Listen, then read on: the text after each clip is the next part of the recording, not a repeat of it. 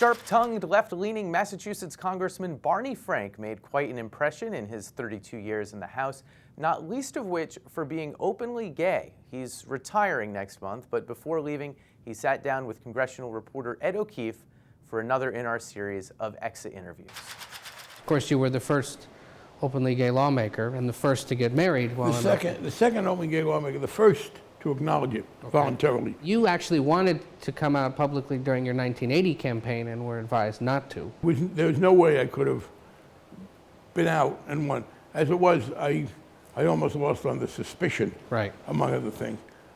So it was the decision to run for Congress that made me put it back. Once you got here, who was the first House colleague you told? Mike Sinar, the late Mike Sinar, a great guy.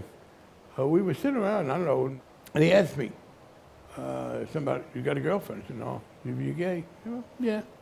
And it was sort of casual.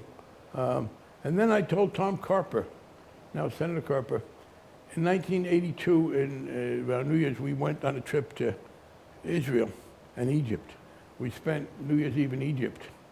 And Tom, who was then not married, had met this flight attendant, and they were going to have dinner together, and she had a friend, and so he asked me if I would be with the friend, and I said okay, but it was clear that I was not nearly as interested as he was. So he asked me the next morning whether, why I was not more forthcoming with the friend, and I told him.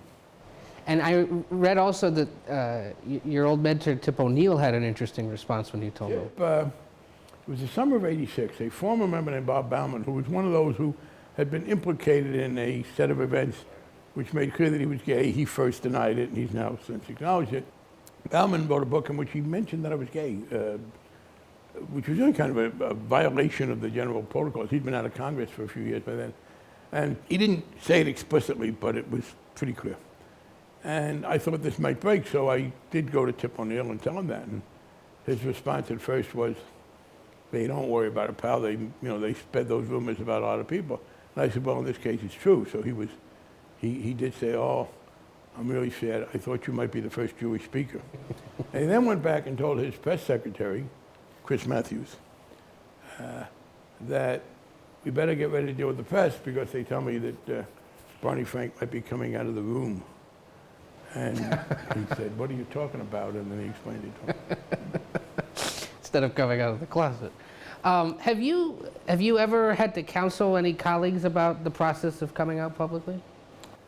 Yeah, not in Congress. I did talk to, I've talked to a couple of state legislators. And what's the advice you give them? Do it if you're at that stage, because your ability to live as an integrated human personality is more important than anything.